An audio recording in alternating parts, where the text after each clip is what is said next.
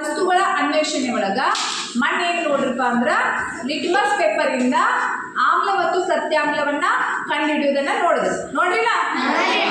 ಆಮ್ಲ ಇದ್ದದ್ದು ಏನಾಯ್ತು, ನೀಲಿ ಲಿಟ್ಮಸ್ ಇದ್ದದ್ದು ಯಾವ ಬಣ್ಣ ತಿರುಗಿತು,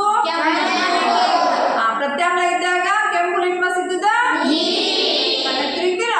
ಈಗ ಏನ್ ಮಾಡೋಣಪ್ಪ ಅಂದ್ರ ನಾವು ನಮಗ್ ದಿನನಿತ್ಯ ಏನ್ ಸಿಗ್ತಾವಲ್ಲ ಅಂತಹ ನೈಸರ್ಗಿಕ ಸೂಚಕಗಳನ್ನ ಬಳಸಿಕೊಂಡು ಆಮ್ಲ ಮತ್ತು ಪ್ರತ್ಯಾಮ್ಲದ ಬಣ್ಣ ಯಾವ ರೀತಿಯಾಗಿ ಬದಲಾಗುತ್ತೆ ಅನ್ನೋದನ್ನ ನೋಡೋಣ.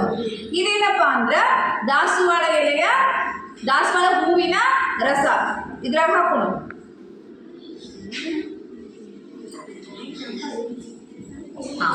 ಇದೇನಪ್ಪ ಅಂದ್ರ ಗುಲಾಬಿ ಹೂವಿನ ರಸ.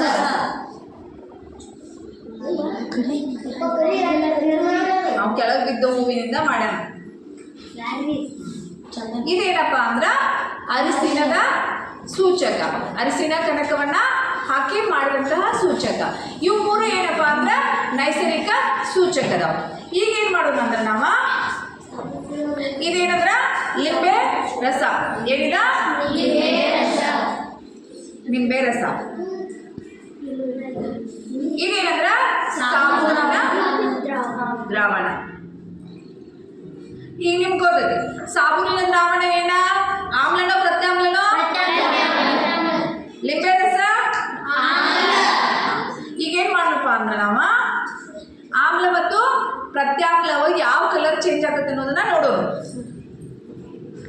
ಇದೇನಾ ದಾಸವಾಳ ಹೂವಿನ ರಸ ಐತಿಲ್ಲ, ಇದಕ್ಕೆ ಏನ್ ಮಾಡಪ್ಪ ಅಂದ್ರೆ ನಾವ ಏನನ್ನ ಸೇರ್ಸುನು, ಯಾವ ಕಲರ್ ಆಗತ್ತೆ ನೋಡು.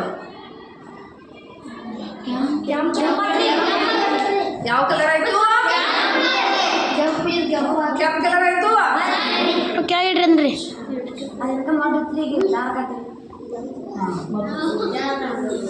ವಿಜ್ಞಾನದ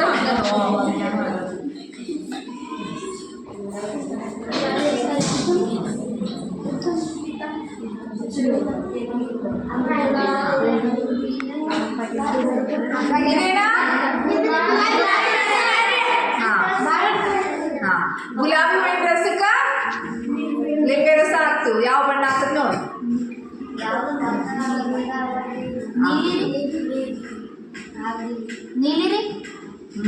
ನೀಲಿ ಕಲರ್ ಆಗ್ತದೆ.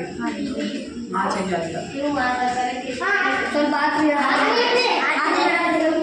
ಆಯ್ತು.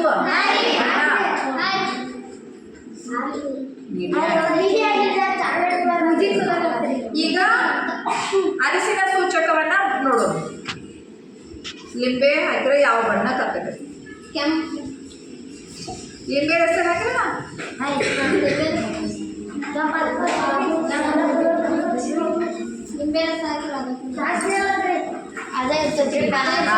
ಏನಾಗಿಲ್ಲ, ಬಣ್ಣ ಬದಲಾಗಿಲ್ಲ. ಸಾಬೂನು ದ್ರಾವಣ ತೋರಿಸ್ರಿ, ಅದನ್ನ ತೋರಿಸ್ರಿ. ಬಣ್ಣ ಏನಾಗಲಿಲ್ಲ, ಬದಲಾಗಿಲ್ಲ. ಸಾಬೂನು ದ್ರಾವಣ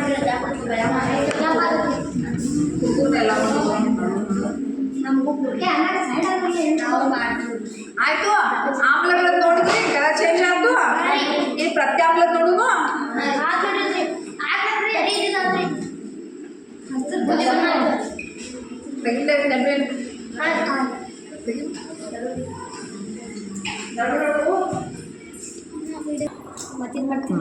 ಮಾಡ್ಕೋಬೇಕ, ಚೆನ್ನಾಗಿ ಮಾಡ್ಕೊ. ಇವೇನ ಸಾಬೂನ ನಿಂಬೆ ರಸ ಹಾಕಬೇಕು.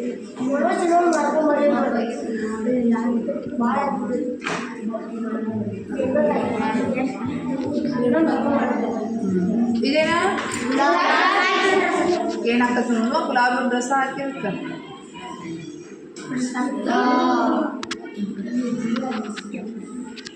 ಕೆಂಪು ಬಣ್ಣಕ್ಕೆ ತಿರುಗ್ತತಿ. ಯಾವ ಬಣ್ಣ ಆಗ್ತತಿ,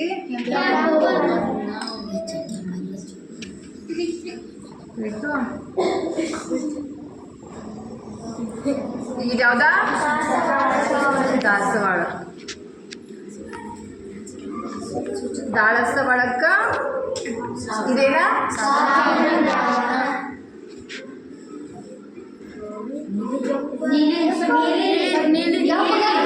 ಏ ನೀಲಿ ಹಾಕ್ತದೆ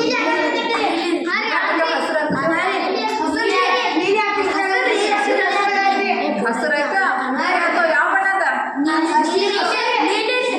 ಹಸಿರು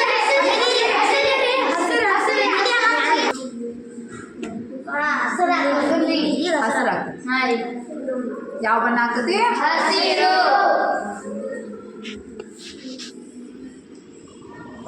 ಹುಡುಗರು ಮಂಜನ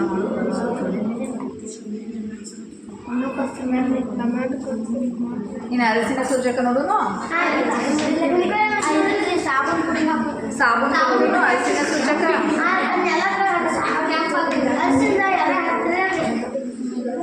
ಅನ್ನೆದ್ರ ಹಾಕಂಗಿ ಇನ್ನು ಅದ್ರಾಗ ಗದ್ದಬೇಕು